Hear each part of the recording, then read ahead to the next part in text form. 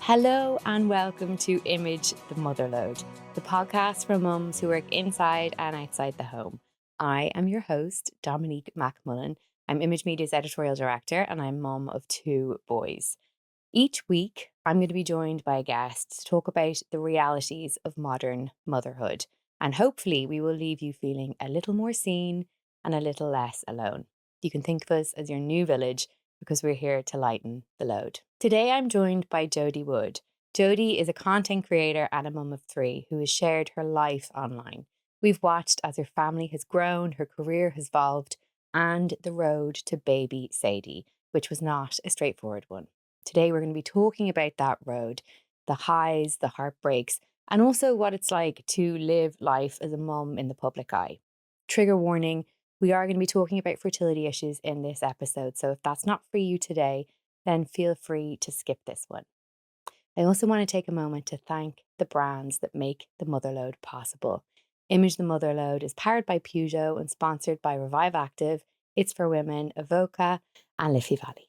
So hello, welcome to the Motherload, Jodie Wood. Thank you for having me. I'm so excited for our chats today. I'm so excited to have you. I was talking to the team before you came in saying how long I've known you for and followed you for. And I remember interviewing you years ago for so many years ago. Yeah. When you had just had your first and so had I. And I think you were pregnant with your second. Yeah, because our boys are similar age. Yeah. And I was trying to decide if I was going to have a second. I remember asking you, what's it like with 2? And you were like, go for it. And now I'm like, to anyone who's like, what's it like with 3? I'm like, it's amazing. And now I'm like to people, what's it like with 4? Oh, God. But no, I think the book is closed for me. But yeah, we both have the 2 boys. And then, So tell me about that. What age are all the kids now? So what kind I of have stage? The 2 boys, Milo and Noah, are 6 and 4. And then Sadie is 4 months. Yeah.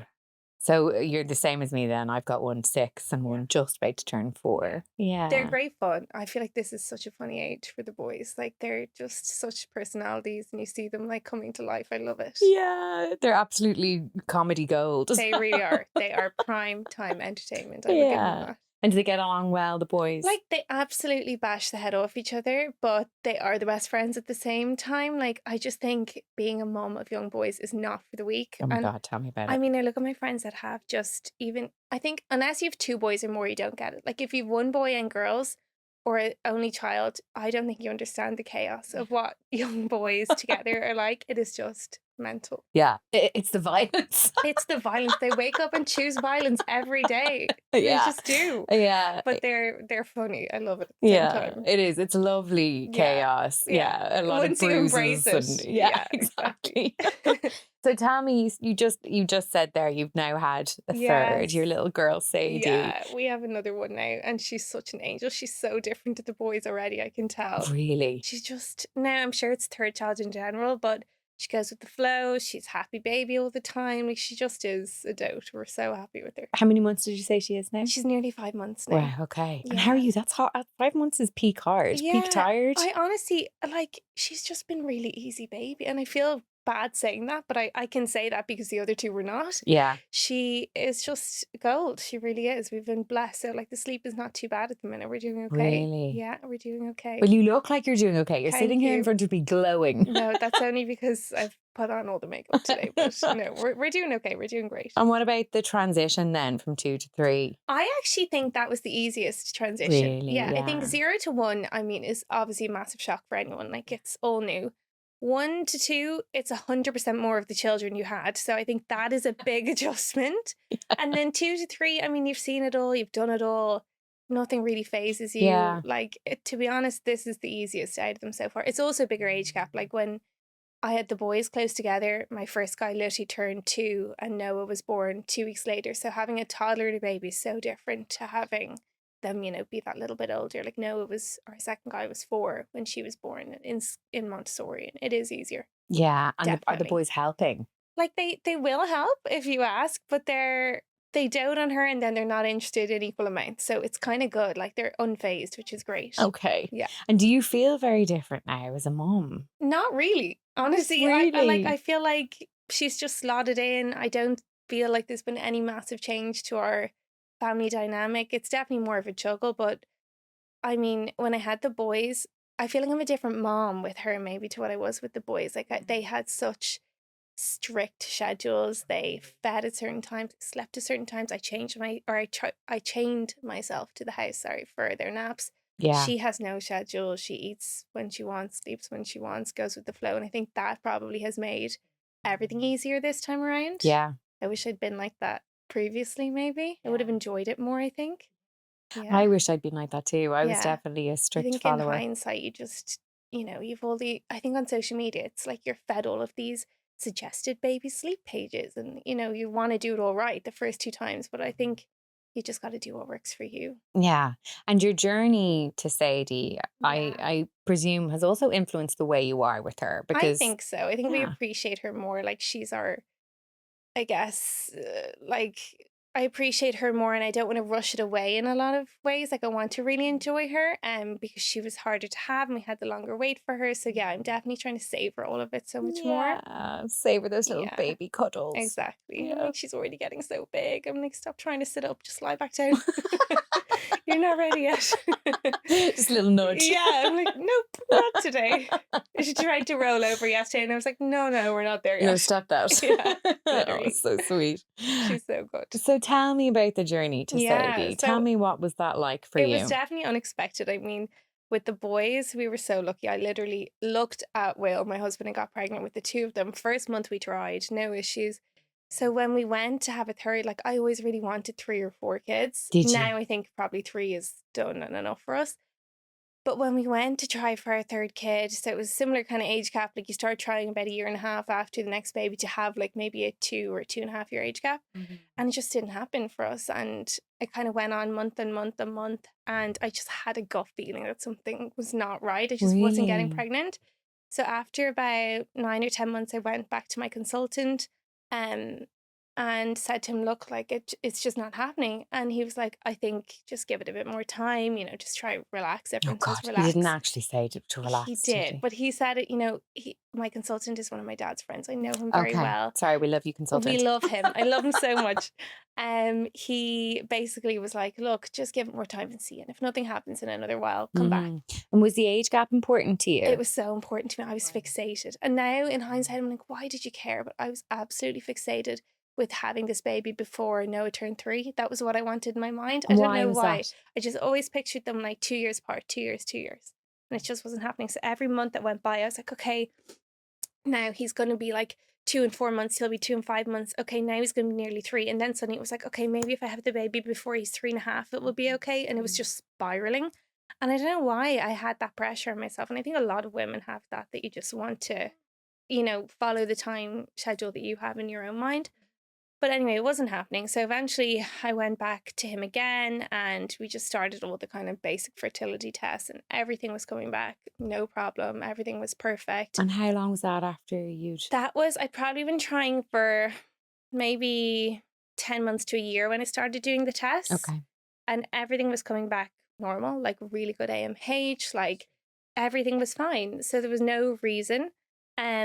So I actually started acupuncture then and managed to get pregnant then with acupuncture on the first month I went to an amazing lady called Nina in AcuPlus in Donnybrook. I've been to Nina. Have you? Yeah. I feel like loads of people have been to Nina. And she's amazing. Oh my God, she's so cool. And she got me pregnant first month with her. Yeah, it really was. And when I went in to see her, even like I just sat down in the chair with her and she was just looking at me before she even touched me. And she was saying things to me like about my life and about my health and stuff that all were true and like resonated with me. She just is incredible. I had the same experience and she looked at my tongue and she was able to tell me things from my tongue. So weird. She put the needles in and she left the room and then I just burst into tears. Yeah, she says that. She's always like, now don't be concerned if you have like a big emotional release in your first sessions or whatever. So she was amazing. I got pregnant with her and then ended up miscarrying that pregnancy after about 3 weeks. But to be honest, I was kind of okay with the first miscarriage because I was like, you know what? 1 in 4, well, my consultant ended up being like to me, it's more like 1 in 3 pregnancies is miscarriage. And I was kind of like, if you're going to have 2, 3, 4 babies, the chances are statistically, it might happen. Very so pragmatic. I was like, yeah, I was kind of, it's early, I had barely got my head around it. I was so happy, obviously, but I was kind of like, look, we'll just keep going. So Nina was like, don't worry about it, we'll get you pregnant again. And I did, and I got pregnant again. Then I think like maybe a month or two later, basically Wow, straight so away. Yeah, quick. really quick. Because after you have a miscarriage, you're really fertile immediately after.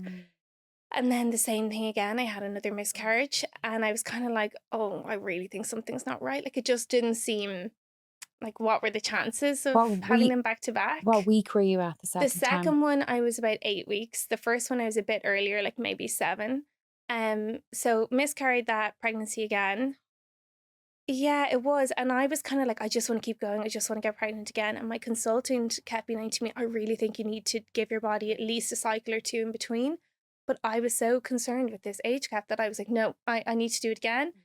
And I remember leaving my second miscarriage appointment with my consultant, and Will being like, okay, we're going to leave it a month or 2. And I was like, no, I'm not. I was like, I won't tell Sam, my consultant. I was like, I won't tell him. I'm just going to do it again. And he was like, okay, whatever. So we got pregnant again, third time, and same thing, just kept miscarrying the pregnancies around the same time. Love. That was all happening within a few months. Yeah, this was all in the times. space of like 6 months. I had the 3 miscarriages, maybe 7 months. So it was like, I was kind of, I had the fear of them because I just knew, okay, like I don't think it's normal to have continuous miscarriages, but everything, there was nothing, no reason, like there was just nothing we could put our finger on for it to keep happening. So I ended up going to a consultant in a fertility treatment clinic in Dublin that I really didn't love, and I had quite a bad experience with in the kind of months after that. I just felt like I was sort of sold all of these tests and was treated like a number, and I just didn't, when you walk in somewhere, you just don't get a good feeling. Yeah. Yeah, but I had been, so many people rave about this person, and I kind of was like, right, this is it. This is going to, be the answer. But I went anyway. So disappointing. Yeah, I didn't like it. I ended up on a lot of medication, having a lot of treatments and stuff. What treatments were you having? I was having like, so I'm sure you've heard of like this whole theory about like natural killer cells, like rejecting. Yeah. So explain it to the audience. Yeah, then. so basically, I guess a cohort of doctors that believe in this, and then there are a lot of doctors that will tell you this is absolute rubbish. Effectively, the thought is that your body produces natural killer cells that attack the embryo and reject the pregnancy and cause recurrent pregnancy loss, usually early on, like around implantation failure. Mm-hmm. So I was on a lot of like hormonal treatments for that, and they give you these drips to like suppress your immune system and that kind of thing. So I tried that for months and months and just didn't get pregnant again. And Wow, at all. At all. So going from getting pregnant repeatedly to just nothing. Yeah, so it was another year then of trying and nothing happened. Jodie, And I was, year. yeah, another year after the 3 miscarriages. And I was really fed up then. So I went back to my consultant again, my normal consultant, Sam, in the Rotunda. And he was like, okay, I want you to go and see Edgar McCann in the Rotunda, this other doctor. He was like, I want you to go see Edgar and start from the beginning. Stop going to this other person, because he was like, what you're doing is not working. He didn't agree with it, essentially. So I was like, okay. So we go to this next doctor, and Edgar in the Rotunda is like such a funny man. I can't describe him. I love him so much, but he's definitely like a different he's a unique approach, I would say, to like even his style and appointments and everything. And I went in, and the first appointment, like instead of going through like medical history, it was really interesting. He was kind of like more interested in our life, and he was like, tell me about your day to day, tell me about your businesses, tell me about your support that you have in That's life. great. Yeah, it was really like 360 approach to the whole thing, which I hadn't had at all. So I was like, okay, this is interesting. And he was really focused on wellness and, your mental state and everything that most doctors, I guess, don't touch on. So we started seeing him then, and he did a load of he basically had said everything we'd done for the last year was a waste of time, a waste of money. I'd put my body through all of this trauma and pumped it full of a load of medicine, essentially, for nothing. Were you so angry? I was so fed up at this stage. Like at this stage, it was nearly 2 years into trying for this third baby, and I was so fed up. And I also kept being like, I have 2 kids, and I think that's the difference between fertility when it's your first child versus when you're trying for second or third or fourth.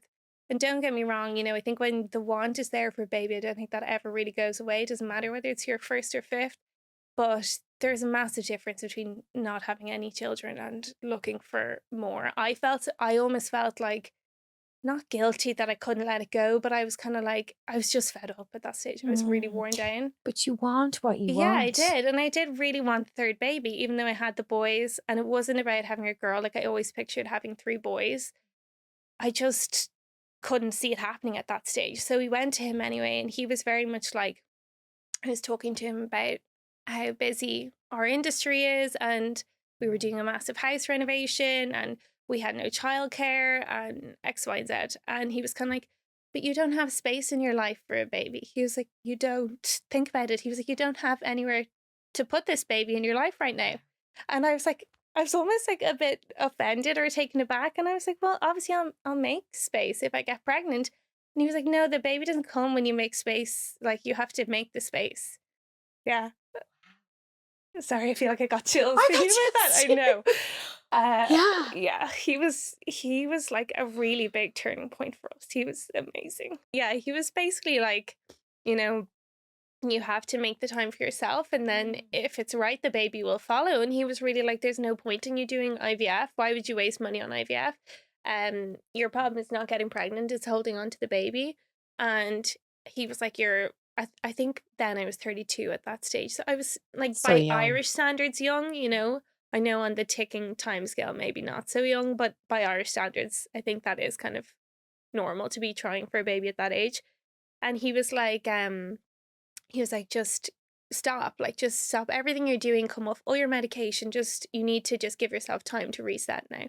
I had been telling him that I wanted to buy another horse, but that I'd been putting it off because if I was going to get pregnant, it wouldn't really be the greatest decision. And he was like, no, go and buy your horse, go and enjoy your time. So I did. I ended up going and buying Ozzy within like a week of that first appointment and just kind of stepping back from it all. I really like had to kind of take a bit of a break from all of the fertility stuff for a while.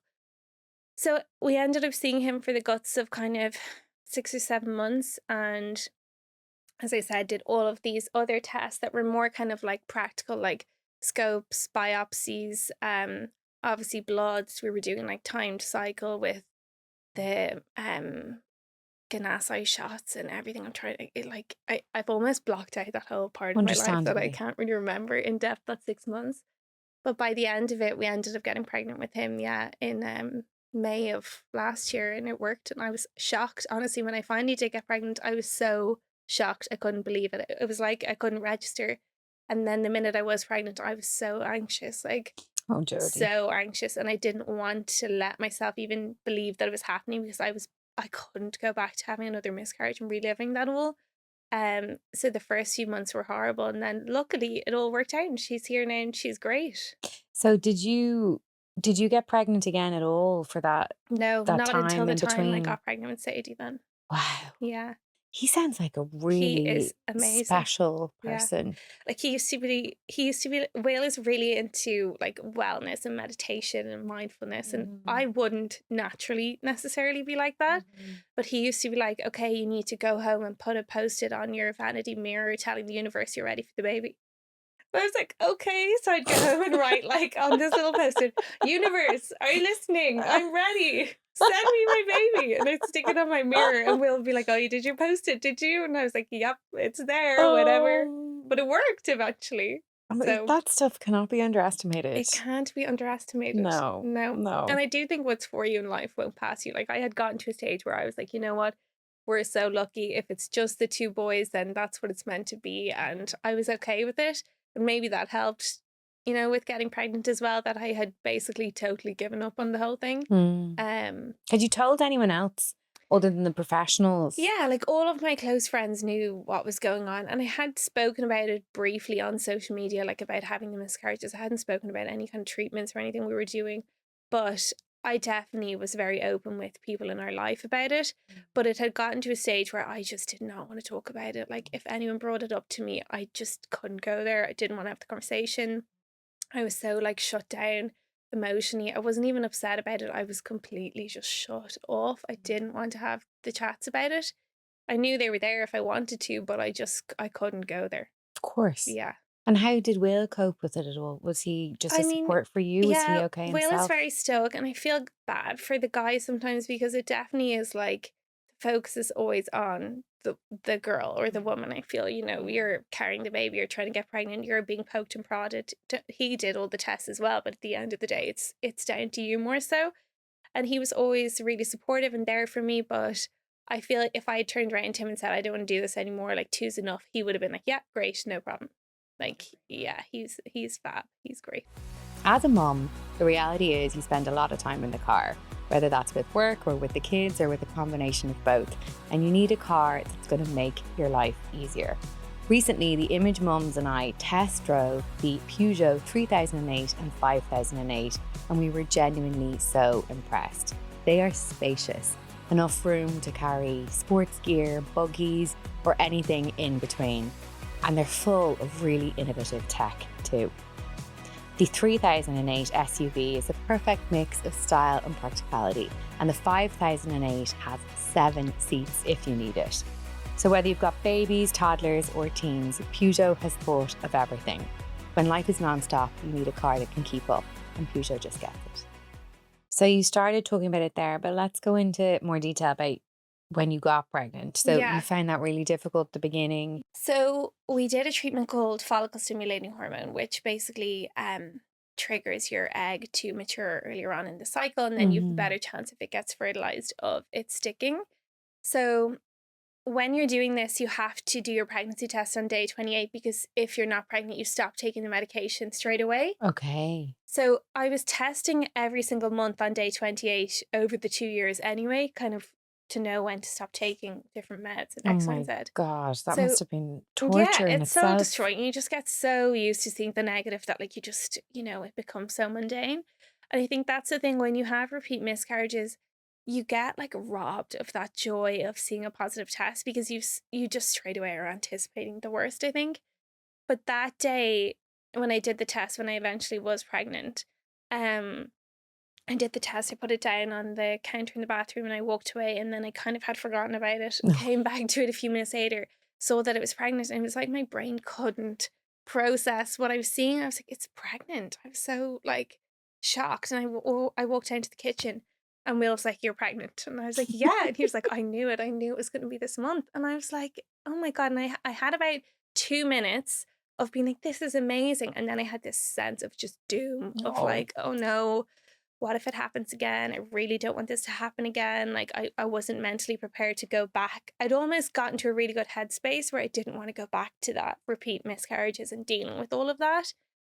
And he was like, don't even think about it. We'll go in for early scan. Like, let's just take it day by day. Yeah. And that's what we did. We went for an early scan at week 6, and Dr. McCanny was like, there is a sac there, but I can't really see enough at the minute to say one way or another, but I think there's a flicker of a heartbeat, and basically we need to wait another week. And that week was hell. And I was kind of like, is it gone? And like, every time you go to the bathroom, you're looking for blood. Yeah. Which is a I know horrible, that. I like know you're that afraid to feeling. pee because you're like, I'm waiting to see blood all the time. And anyway, I went in for this scan at like 8 weeks and it was all good. And I was just so shocked. And I remember just standing in his rooms, like sobbing, crying. And he was like, but why are you crying? You're pregnant. And I was like, I just didn't think that it was ever going to happen. And he was like, well, you need to just believe it now. Like it's okay. And like your chance of miscarriage once you have a good scan at 8 or 9 weeks, like goes down drastically. And like you need to just try relax and enjoy it. And then we went to Spain for the summer. And I didn't get any scans in Spain because I was so scared that the pregnancy was gone. Oh, Jodie. And I didn't want to like ruin our holiday. So we were there for like nearly 6 or 7 weeks. So by the time I got back to Ireland, I was about 14 weeks. And I really didn't know if I just couldn't I didn't want to go there. Yeah. So we went then and had more scans done. And then I started to kind of relax and believe that it was actually happening. And did you tell the boys? Did they have any idea what was going on? They knew once we'd had like the 3-month scan that it was okay. But Milo knew before I was pregnant. Milo's like, I think that Milo's somehow a little bit telepathic, and he always was able, like he said to me the day before I got my positive test with Sadie, he walked into the kitchen and he said, when's my baby sister coming? And we were like, what? And I could hear Will being like, what are you talking about? He was like, when's the baby coming? Mom's baby when's the baby sister coming? And I was like, that's so strange. And then I got my positive test the next day. Like, they didn't know they didn't know. We never talked about fertility with them. They didn't even know we were trying to have another baby. Yeah, he always says weird things like that. It's strange. Sorry, another goosebump Yeah. moment. So he knew, but like without us confirming, if that makes sense. Oh, and Yeah. does he love her to bits? They do. They're so good. And they kept saying throughout the whole pregnancy, like, we really don't want a brother. And I was like, guys, it might be another brother. But they kept being like, no, only a girl. And I was like, what are we going to do if it's a boy? But thank God they got their girl anyway. Yeah. Yeah, they're so cute. Lovely. Yeah. And how was the birth? The birth was amazing. Like, both of my boys were born quite premature, so I really expected her to be the same, because if you have unexplained preterm labor, the chances are all your pregnancies are going to be like that. But we got to 37 weeks with her and went in, and I had a planned section, and it was like 7 p.m. at night. It was so calm. It was lovely. It was like dark because it was winter, and it was so nice. I loved it.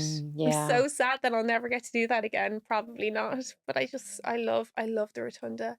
I love having babies in there. I really enjoyed all of my sections. It was great. Well, I had a section and not a section. And the section is like, obviously it's still a very serious operation, but it actually is very relaxing. Yeah, it is. I think especially if it's not like it's totally different, I'd say, if you are in labor trying to push for 2-3 days and then you end up with the section, because you're that's the wrecked by worst. then and your body is at its end. But turning up and just having a section is lovely. And how is your relationship with your body after that like extreme journey? I mean, it's definitely, I feel like as of women, and especially in this industry where my whole business is based on appearance, like it is at the end of the day. Yeah. So I feel like there's this constant pressure to turn up online and look a certain way and, get back into a size clothing that you wear pretty quickly, and that's what's expected of you. But at the same time, if you do that, then it's like, but how have you lost weight? Like, why are you back in your jeans? It's a catch-22. It's catch-22. So it's toxic, basically. So I have definitely had more of a journey with that kind of self-image feeling post this pregnancy than I did with the boys. I think just also being older, like your body changes. I hate the gym. I can't stress how much I hate exercise. So like having to go and work at my body is not something that I enjoy. So it's definitely different this time. I don't feel as comfortable and confident yet. But she's only 4 months old. I have loads of time to do that. Yeah. She's only 4 months old. Like, and most women, when their babies are 4 months old, are fun buns and stained pajamas. I know. And B, you are so bloody beautiful, Jodie Wood. You're so beautiful. No, it's not that I hate myself or anything. I just don't feel. I know that. I just don't feel myself yet. Yeah. Is how I would describe it. Well, I did want to ask that. Like, did you feel a pressure to kind of turn Definitely. up? I mean, this industry, it's amazing in a lot of ways. Like, there's no other industry that is dominated by women in which having a baby can actually benefit your career when you think about it. Like, it's great in that respect. But I mean, when I had her, I really stayed in bed for about 12 days after. I just wanted to enjoy it. I did nothing. And then I suddenly was like, shit, I have to get back to work. And there's no maternity leave, which I don't want to sound like I'm complaining about this because it's the dream job, don't get me wrong. It's okay to complain. But you can't complain. You can complain here. You're safe with me. I know. But what I mean is, for anyone listening, like, don't get me wrong, it's amazing. You make your own hours. I love this job, but there's no mat leave. It's up and at it pretty quickly straight after, yeah. So it is pressure, definitely. And it's up and at it and looking... Yeah, and looking presentable. Yeah. And... while being relatable. Exactly. And it's this huge catch-22 of women, like, especially... So I'm meant to be, coming on and looking... like I have my shit together, but at the same time, like, how dare I have my shit together when I have a new baby? Like, you can't please everyone. Yeah. Yeah. Do you ever feel like, is there a Jodie Wood that exists offline that's different? I think so. Like, what's she like? Tell me about her. She is a lot less glam, I would say. Like, when I'm not working, I don't wear makeup. I just want to be like at the stables with my horse or playing with the boys. I don't get dressed properly, like the same as anyone else. But at the same time, that's not the version of myself that I choose to present online. And I know that there's lots of mom accounts and women who do show, that, and that's absolutely gorgeous and fine, but that's never what my content has been, and I feel like I just don't like showing up as that version of myself on the internet. I'll keep it real and I'll show like little parts of it, but for the most part, I prefer my content to be slightly more polished, I Yeah, think. people love that. Yeah, They love that from exactly. They're you. not here to see me in leggings, like they see themselves in leggings. You want to see escapism Yeah, online, is what I think. I want to come and look at your account and see Yeah. your The beautiful same way I go clothes on, and exactly. I'm like, I don't want the people I follow for fashion and beauty, I don't want to see them on their off days. We all have those days. I know what they look like. yeah, You know? yeah, Yeah. yeah. And when it comes to your motherhood online, Yeah. that's another especially difficult area. Yeah. You know, It is, because I mean, there's such a debate about whether you should show your kids online. It's such a personal preference. When Milo turned 3, I actually decided, okay, I'm not going to show his face anymore.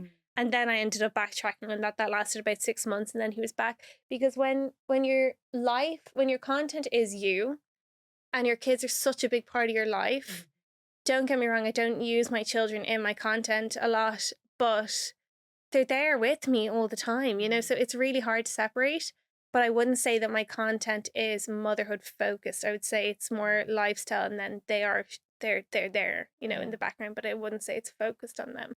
no, but when you're trying to share, an authentic slice or Yeah. viewpoint of your life, Yeah. like you said, it is impossible. And I remember when you stopped showing Milo, was it Milo when Yeah. you turned 3? And I remember I was like, oh, okay, maybe that's a good idea. It's a good way to do it. Yeah. And I did the same. And then I also backtracked. I know. But It's you know really what? hard. But decisions don't have to be, in No, concrete. Like, it's a don't. movable feast. The reason I did that is because Dublin is very, very small, and we would be out places and people would be like, "Hi, Milo."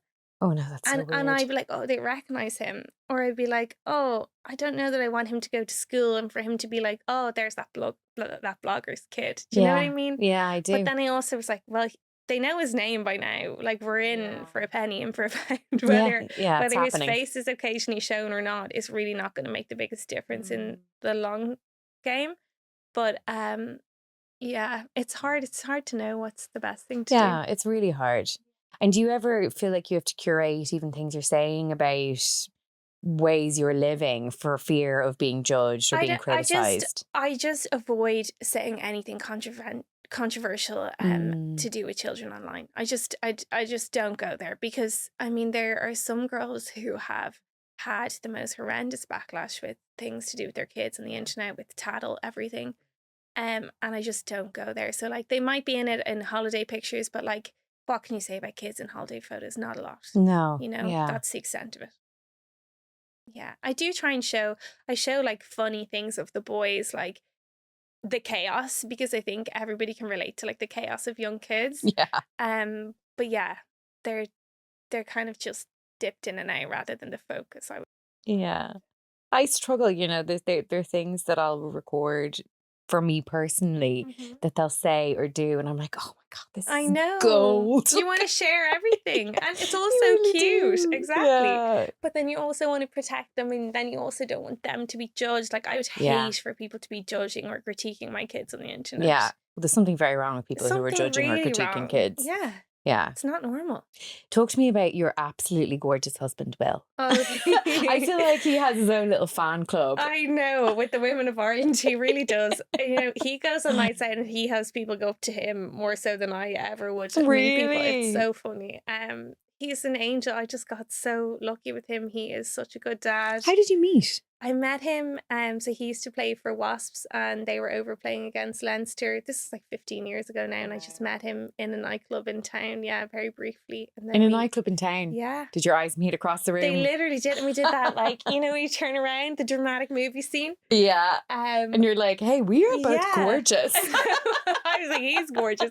But I mean, it was back in the days where, like, he had his shirt, like, unbuttoned, like, nearly down to his belly button. Oh, he was wearing, like, a skinny All Saints scarf, like, super my God, cool. repulsive now.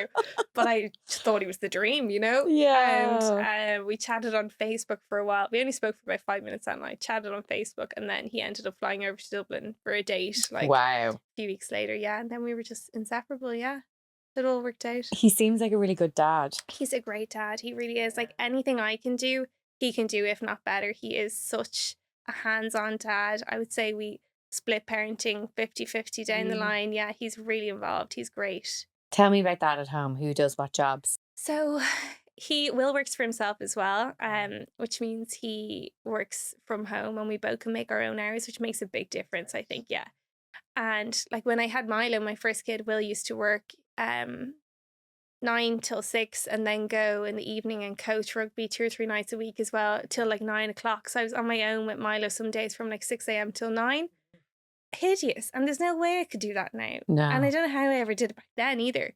Yeah. But now he's there with me. And do you know, I read something recently that when you're on your own with your kid for a really, really long extended period of time, something you kicks lose your in. mind? Well, yes. Probably. But there's a reason, a biological reason. Something kicks in your like caveman brain that historically, if you had been separated and on your own with your kid for that long, it would mean you've been separated from the tribe. Oh, no. And so something was wrong. So you go into fight or flight when you're on your own with your kid. I can imagine, yeah. That makes sense. Doesn't it? Yeah. It's not pleasant. And like, I feel like having him around is just life-changing. He quit that job during COVID and pretty soon after I had Noah. And then since then I've had him with me and it's just so much nicer. And is he different as a girl dad? He's absolutely smitten. I keep saying to him, and he keeps saying like, look, she's looking at me, look at her looking, and she just beams whenever she sees him. Oh. And I'm like, I never remember you being like this with the boys. And he's like, she just loves me so much more. And I'm like, I think she does. I think she has him wrapped around her finger. But I mean, he does the night feeds. He yeah, he does everything. Is there anything that he has wrong with him? Because he seems like the most perfect man. I know, and I don't mean to like brag about him, but do you know what it is? And I say this to any of my friends or people I know that are about to have a baby. You have to get the man involved from the minute that baby is born. I mean, you're learning to change nappy in the hospital, so are they. You're feeding, so are they. If you're breastfeeding, you're pumping, and they're giving a bottle straight away. Because if you harvest this male incompetence kind of narrative from the beginning where they're like, oh, I don't know, I'm not comfortable, I don't know, I'm not going to do it right. You have to let them do it and learn. And if they don't do it right the first time, whatever, like just let them do it. And then you're set up, you know? Amen. Louder for the people at the back. I see my friends and they have husbands, God love them, that are useless. And I'm like, but they're not going to know how to do it until you let them do it, you know? Harvested incompetence. Yeah. That's a really great phrase. Yeah, I'm so all for it. And I know like there's lots of men that are gone 9 to 5, but there are lots of dads that come home at 5 or 6 and dig straight in as well. So are you the key breadwinner now in the house? No, I wish. Maybe. To be honest, I'd say we're pretty equal. Will has a wedding venue in the Cotswolds that him and his sister took over from their family. So he kind of flies back every second week to the UK and then works from home the rest of the time. Okay. Yeah. But definitely, like, I couldn't do my job here unless he was in the role he's in now, because it gives me space to work, which is really important. An equal partner is everything when it comes to a woman being able to actually have a career. 100%. Because I think women are so expected to like do it all these days. Like, you're supposed to have the career, you're supposed to have the kids, you're supposed to have a nice house, keep it tidy, maintain your friendships, maintain time with your family. But like, it's just not doable without the support, you know? Yeah, women can have it all. Yeah. But with a lot of support. Yeah. 100%. With a lot of love and support. Exactly. And like, I don't have a nanny hidden under the stairs like lots of people do. Like, it's just us. So you have to dig in. And if you didn't have a partner to support that, it would be really hard. And do you have anyone else in your village? Anyone else who's kind of where is this village? Like, how do I get there? Honestly, I'm like, what is this village that people talk about? I think in our society, it doesn't exist. I mean, I have obviously my close friends are so supportive the same way I am for them when they have kids, but like, I don't expect them to be turning up to help me. They've got their own village to be keeping alive, you know. You're on your own these days. That's the reality. Yeah, very true. Like, my mum is an angel. She helps us a lot and they live 10 minutes from us, which makes a big difference. My dad is, you know, a typical dad from that generation, but my mom is very hands-on. And she helps us, but that's the extent of the village, you know? Which I think it is for most people. I think that's the norm, yeah. Definitely. Thank God for a supportive family and a supportive partner. Yeah, and if you can hire help and you need help, do it. I think, like, I outsource everything in my life that doesn't make sense for me to dedicate time to. Well done, yeah. Because I'm like, I can't be drained. I can't show up drained with my cup empty all the time. I think as women, like, you're in a boat and the boat's sinking and you're just like chucking buckets over the side to keep going, to keep everything afloat all the time. Yeah. And it does take a toll eventually. Yeah. Yeah. Yeah. And when you're in an industry where you have to turn up looking like Yeah, you're not exactly. exhausted, that's Yeah. especially challenging for you. Yeah. Before we get back to the conversation, I want to take a moment to tell you about something else that we're really proud of here at Image, and that is the Image Wellness Project. The world can feel overwhelming right now. There's so much advice on how to care for ourselves, and honestly, it's confusing. The Image Wellness Project is about cutting through that noise. It's a deep breath in a busy world. We've had Get Better with Chris, Brian Penny, Deliciously Ella, Sophie Morris, Tara Rafter, Rebecca Holland, Clodagh Campbell, and so many more, all with simple advice on how to feel better. So if you're looking for a little inspiration or just a moment of calm, come and join us. Search for the Image Wellness Project wherever you get your podcasts. Now, back to the show. Who else then, if you're talking about, you outsource, is that like in your business, like financial, accountants, that kind of stuff? I think that's also like my business. So I have two companies. My main company, which is our social media, I guess, side of things. I have two people on my payroll. Like if I don't work, they're not getting paid. So that's why I have this pressure of like going back to work pretty soon after having the babies. Like with the boys, I was back to work within 2 weeks. Like I had contracts and stuff that I had to fulfill, and I had this stupid pressure on myself that like I couldn't postpone them, God forbid, because I didn't want to lose the job. And then if you don't work for a while, you get forgotten about, and you can't just disappear and come back. So yeah, I have a couple of people that help me with my business, and then like I have a cleaner that comes for 3 hours once a week, Lucy, who we've had for 6 years. I love Lucy so much. I couldn't do life without Lucy, because she comes and like deep cleans the bathrooms. Like I don't have time to do that. Well, I probably do, but I don't want to spend time doing that. Either are exactly. acceptable. Yeah. Like my laundry, my mom's like, why don't you wash and iron the sheets yourself? I'm like, I could think of nothing worse than washing and ironing those sheets. They are getting sent to the dry cleaners. Like things like that, simple things that luckily I can outsource, but that make a big difference. Yeah, I have a Lucy as well. Yeah. And Rory now does our laundry in our house. Love that for Yeah, you. which is like the best thing that's ever happened to me. The best thing ever, honestly. We love modern men. We do. Yeah. We love modern men, and we are creating them. Yeah, exactly. We're building them. Yeah. And tell me, I'm interested when you're saying about turning up on social media when, you're postpartum. But what about when you were going through all of that in the journey to Sadie? That must have been difficult to turn up. And it was hard because there was times where, say, like, my agency would be like, okay, X brand is looking for their content tomorrow, and I'm like, Jackie, I'm in the hospital, I've just had another miscarriage. And I'm like, I don't want her to tell the brand that, but I also don't want her to just be like, oh, she's not feeling well, she's not going to film today, because then they think you're taking the piss and they're not going to book you again. So like it's such a fine line of like how much to share. So difficult. Yeah. So there was times where I just didn't want to come on, but then I also like I use my own social media as escapism for myself.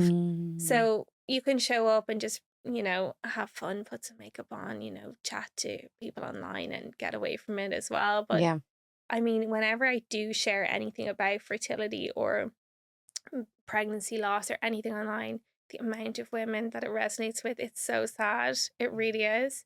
And then I used to like take on all of their trauma, because I'd get these messages of like essays of things that horrible like losses that women have been through, or people just like are so desperate wanting to know what you did to finally get pregnant, and obviously so different for everyone, that I want to share all the information, but it's also like overwhelming. Yeah, it's re-traumatizing. Yeah. I remember I shared my miscarriage story years ago, and I had like I've never before or since had the volume of messages that I had. Yeah. And because of the type of messages they are, you want to read every single one and think about your reply and really mean it. And it was so difficult. It's really hard. It's really emotionally taxing. Yeah. Yeah.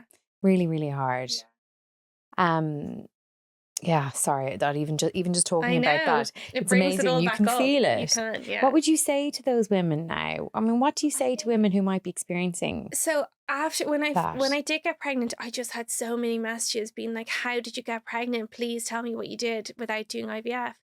And I was like, okay, I need to just film a video. Like, and I filmed this video for TikTok. It's about 20 minutes long that I literally went through every single appointment and test and treatment that we did so that women could be like, I haven't heard of this. Let me take this to my doctor. Because there's lots of things like that I would only hear about a year in or a year and a half in or 2 years in. So I filmed that, and that's on my TikTok for anyone who wants to see it, who might benefit from it. But then at the end of the day, like, I can't offer medical advice to anyone. I don't know what your medical situation is, and my heart absolutely breaks for all of these women in similar situations, especially the women who don't have any kids yet. And I want to help as much as I can, but at the same time, I'm not a doctor and I can't. You can only... What do you say to their hearts rather than giving them medical Yeah, advice? I know. What do you say? I just say, you have to look after yourself during the whole thing. You really have to look after yourself mentally, because if you don't, it just breaks you. It really does. How did you look after yourself? I didn't really for the first year and a half. I was terrible. I just really like buried it all down and didn't look after myself. And then I got my horse, and that was my kind of mental escape from it all. And that really is my time for myself, that I go up to him. He's like 5 or 10 minutes from our house, which is so handy. And I just go up there in the evenings and I just spend time, like, give myself a little equine therapy, and that's my kind of escape from it all. And that really helped when I got him. And do you still use that now? Do you manage to get up there? Yeah, I go up to him all the time, and he's definitely like an oversized therapy dog. It's great. He's gorgeous. The videos you share of him particularly he's are gorgeous. He lovely. really is. He's neurotic. Like, he probably wasn't the right horse for me to buy at the time. How is he neurotic? He is just so, like, he's thoroughbred, which is a really, really high strung type of horse, like breed of horse. Like, really, he is... he's problematic, to say the least. And he was really young when I bought him. We're in a good place now 2 years later, but he probably caused me more trauma than joy initially. Like, I broke my back. Well, I broke 3 vertebrae on him when I had him for 6 months, and then couldn't ride for 3 months, and then ended up getting pregnant with Sadie 2 months later. So it's been a journey with him as well. He's like my 4th child, I say. Is there anything else that you do that's a little less difficult to look after yourself? Like, I'm terrible. When I have time to myself, I sit and I just doom scroll the internet. Oh, stop. Yeah. Me too. It's terrible. Yeah, I know. And Will's always like, because Will, when he has time, he'll go play tennis, he'll go for a sauna, he'll go for a walk, he'll go for a coffee. He does everything. Of course he does, dream man. Yeah, and he's like, but you don't do anything. And I'm like, I just want to sit. I want to sit in a dark room and have no one talk to me, and just maybe like browse the internet for half an hour. Yes, please. That's all I want to do. Yes, please. Yeah. Put things in shopping carts. Yes. Take them out again. Yeah. Yeah. I normally purchase them, I'm not going to lie. But that is my therapy. You have an excuse to purchase them. That's true. It's all for work. Yeah. But that's kind of my me time, I guess. I definitely am a doom scroller too. It's that's my hobby. I know. You just pick up your phone and suddenly you've been on it for like 30 minutes and you've done nothing of value. Would you be creating still if you weren't a content creator? I don't know. Like, I've always been obsessed with clothes and beauty, and I am quite a like creative and artistic person, I guess, in general. Like, I love interior design. I love makeup, and I guess that's like painting and creating, I guess, in a way. But like, my undergrad was in molecular biology, and then I quickly decided I didn't want to work in a lab for the rest of my life. And then I went and did clinical nutrition and worked in that for a few years in Ireland, and then kind of had started Instagram at the same time, just like sharing outfits and that kind of thing. And then when I had Milo, I decided to give it a go for as a career for a little while and not rush back to clinic. And luckily it kind of took off and I didn't have to. But I can't see myself ever going back to working in that kind of setting. No, I can't imagine you in that setting either. I just can't. No, you need to be in front of the camera, I think. Yeah, I know. Even I'd love to be behind a camera. I just love creating. Yeah. Yeah. Yeah. And my final question, what kind of a message do you hope that your 3 kids understand from watching you navigate the world? What do you hope they learn from watching you? That is a good question, because I don't think they really have a clue what they're watching half the time when they're watching. What did they say Mummy's job is? I know. I asked them that recently. I said, "What do you say that Mummy does for work?" And Mummy said, "Takes photos of herself." He's not wrong. He's not wrong, but it doesn't sound great. So I was like, Mummy creates ads for companies. And then he was like the ads in Minecraft. And I was like, not really. No. Not those. How do I describe this? I've been told that Mummy, Kai tells his teacher the Mummy goes to parties for her job. That's a nice one. That's not too bad. At least you're not like taking photos of yourself in the corner. Like that's what I don't know what they say in school when they have those. Like, what do your parents do for work on the family board? Yeah. I think, but what I do say to them all the time is you can literally do whatever you want in life. You can make your career something, because they say to me all the time, well, you have to go to work. And I'm like, but I really like work. You know, going to work is really fun for mom and I love my job. And I think that's such a nice message to get across to your kids, that you can mold yourself and your life into whatever you visualize and want it to be at the end of the day.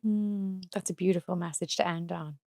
Thank you so much, Jodie Wood. Thank you for having me. It's been a pleasure. Thank you. Thanks. Thank you so much for listening to this episode of Image The Motherload. If you liked this episode, I would really appreciate it if you could like it, subscribe, follow the page, leave us a little review, anything that means other women can also listen to these stories. I'd like to also take the opportunity to thank our gorgeous sponsors. Image The Motherload is powered by Peugeot and sponsored by Revive Active, It's for Women, Evoca, and Liffey Valley.